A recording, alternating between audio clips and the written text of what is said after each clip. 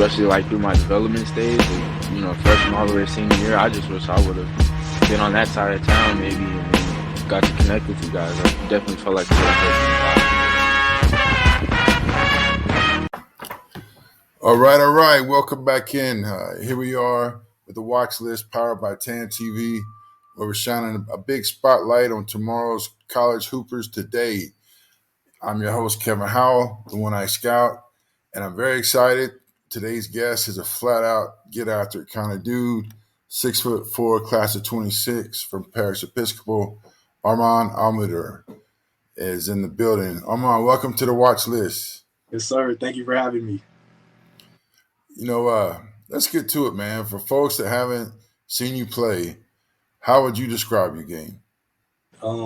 Just like a winning basketball player, I try to do whatever my team needs me to do in order to win, whether that's scoring, rebounding, passing, just being a leader and trying to impact the game in all aspects.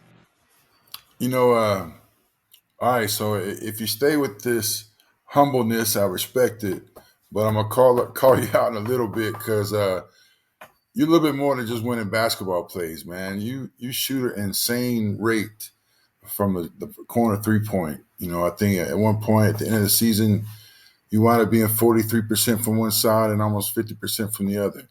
Where does that come from? Just the work and the reps. I mean, it's the same shot. It's not like the 3-point line moves. So just trying to replicate and do it over again. Well played. All right, man. So you've been labeled, and it's a good label, but a high motor guy, a defensive guy. Where do you think that comes from, and how do you bring that every game? I think that comes from just like again, like I said earlier, winning plays. I mean, you have to have a high motor in order to win. You have to play defense in order to win, even though it's not like the prettiest or it doesn't show up on the stat sheet. I mean, you can't win without it. So I think just that.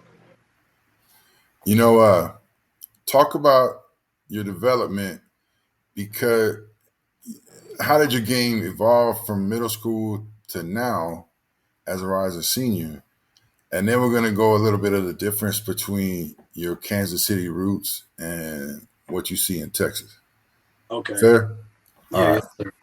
In middle school, I mean, I was just starting to really take basketball seriously. So, like, there was no skill. There was no skill. So, like, I was just running around trying to play hard. But now as I get into basketball, I stay in the gym. I mean, I feel like I can do everything 1 through 5, really. So, like, so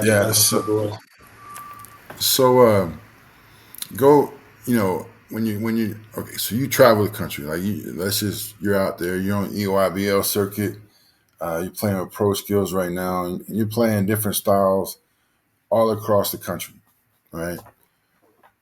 You're more physical and more in your face than your typical Texas style player, right? You're not pretty boy like the West Coast, although you can shoot it really great. You're a little more grittier like the East Coast. Where do you see your game in all of this? As in, like, what do you mean by that? Like, so you watch. I don't know. I watch. What happens in different segments of the country. Like the Midwest. The more your big white kids setting screens, rolling to the basket. California, you're either saucy or pretty boy shooting it. East Coast is more driving, defensive.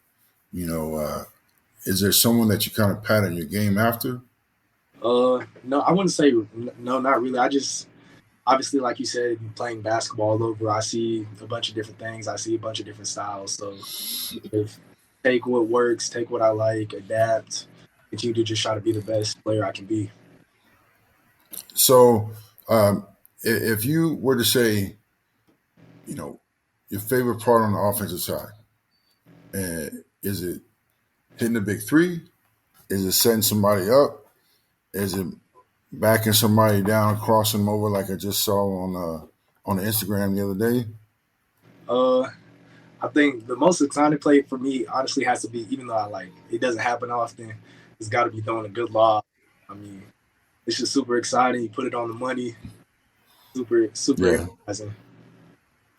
Um, you know, all three, your brother, I've seen your older brother, you all have like a firm foundation. Um, and I know you said you were doing a track workout the other night. Your brother's over there today. How do y'all maintain that with all? Because I know Paris is an academic place. So how are you keeping all those things in line? Um, I think just discipline, really, just staying in the gym, and then, like you said, Paris being academic, prioritize schoolwork over everything. Hmm. Can't even be on the schoolwork. Yeah, that's true. That's true. So I know that you've gotten several offers out there. You just received one from Air Force. Congratulations. You know, is there a region? Are you and Antoine thinking about? Are y'all planning to play together? Or because I just got asked this just the other day, and it'd be interesting to see if your answer is similar to his. It's probably gonna be the same exact thing. We always, if it makes sense, it would be cool. But at the same time, we're two different people, and we understand with us being similar players and same size. I mean, it's hard to give two offers to the same exact class, same exact player. But we are Uh, we're different players. uh, you are, you are. You're right. I mean, it's almost having a great offensive skill set in both of you. One of you a little more physical, one of you a little more offensive. But like you said, both great players. And you're right, man. It was almost word for word uh, what he had said. You're seeing more wings that can score all three levels. You know, is there any one level that you're prioritizing more than the other? Because like we talked about earlier, you got great ball handling skills. You can back people down. You can shoot from outside. You got a mid range. You can go head hunt and dunk on people. Are you prioritizing anyone more than the other? Um, I wouldn't say not necessarily. I mean, at the next level, you on the EYBL now, you have great shot blockers. So when you get down there, you have to be ready to finish high off the glass or play above or mid range. Somebody over closes on the 3-point line, catch and shoot threes. It's just I feel like all of them are just as important. Stephen Curry, for example, starts his game off with layups. Yeah, true, true. It's funny that you bring that up. Um, is that something that? So I tell guys, especially shooters, if they're having a night where it's just not falling, to try and get to the basket, get to the mid range, get an easy shot. Is that something that you work in, or is that you have some other uh, metric that gets you back in the flow of offense? I feel like if my shot's not falling, something I just continue to shoot the open shots. Obviously, be more Mm. conservative because you don't want to shoot your team out of the line, or just think about how you're missing it so you can see what you can change. Yeah. Um, I'm just curious with your with how you and your family like look at data. I know you're very analytical in what you do. Does that kind of drive y'all's workouts, or do y'all already have like planned out what we're gonna do this week? Or I'm Um, just curious on that. from a data standpoint, I mean, obviously, if we're shooting catch and shoot threes, great, but off the dribble, we're bad. We're make sure we work on everything throughout the weeks, all that.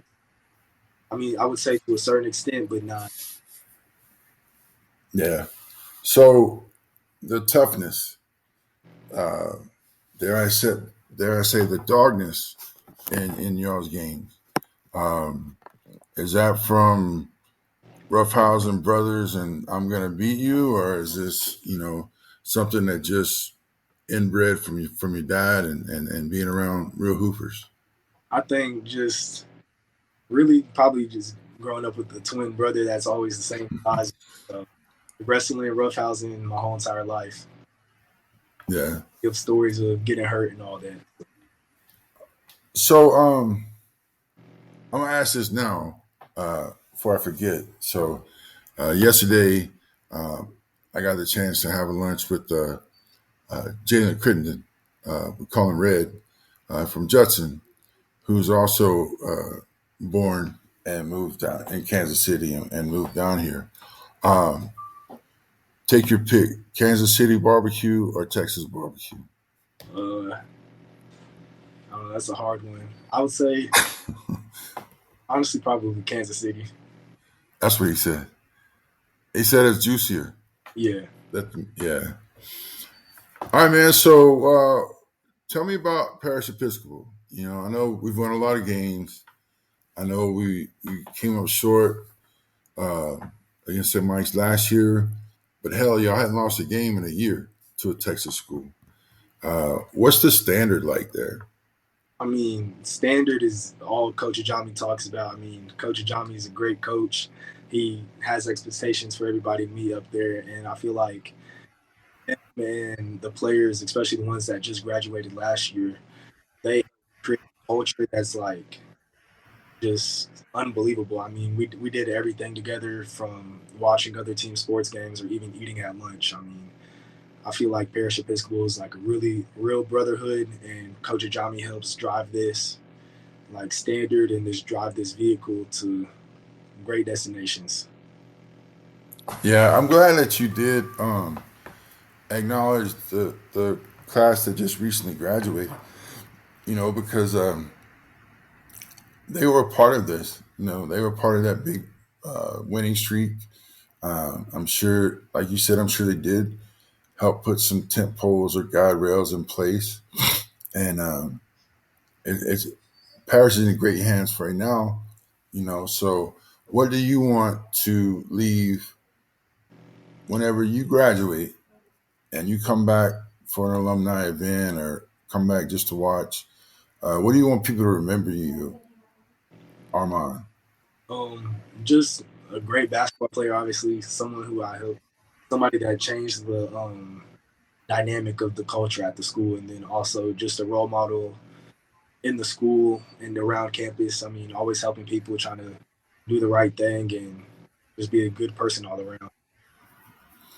So with success for you, right? You're playing at the highest levels in high school. You're playing at highest levels over the summer. You're being trained by some of the top guys in the industry. What is success going to look like for you? Like, what are you chasing to say this was a success? Um, College opportunity, and then in high school before I leave, especially Yeah, for those leader. yeah, for those that might have missed that, he did say a state championship. I'm pretty sure that's what you said. Yeah. You know. But yeah, man, that's I'm impressed by that. You know, I can't wait. You know, I sit back and knowing you guys, I've known you longer than you've known me. You know, just to see where you guys have never let up. You know, when we talk about people that grind, you know, you guys get it done, and I know that I just know that you're going to be there, and so that's why you and your brother and different individuals that we work with make it very easy to pick up a phone and say, "Look, I know what you're going to get from this guy," you know, and that's a compliment to you, to Parish, uh, to your family, to your work ethic. You know, I don't know why I started rambling on that, but um, so right before we end, you know, um, let's talk about quick hitters right now. Okay, favorite NBA player. Stephen Curry, Anthony Edwards. Okay, two different styles, but okay. Sorry. I can see that too, man. But could you take both of those styles into your game? You know. All right. Most underrated part of your game. I think I'm a great passer. Okay. Best moment on the court so far. Winning the state championship sophomore year. All right. Let's end it on the senior year the same way. Yeah. Dream school growing up. Probably Mizzou, being from Missouri. Yeah. All right. What's one thing people misunderstand about your game? Since I feel like sometimes people think that like I'm only defense, or like I have no offensive bag for some reason because I rebound, dirty work, but Mm-hmm. definitely have an all around game. I agree with you. I agree with you, man.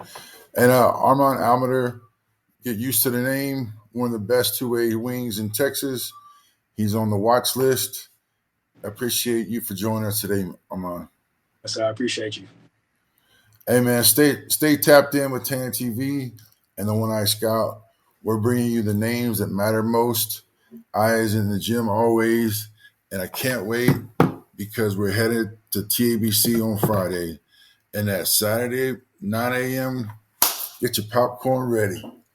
Yes, sir. All right. Have a good evening, man. You too.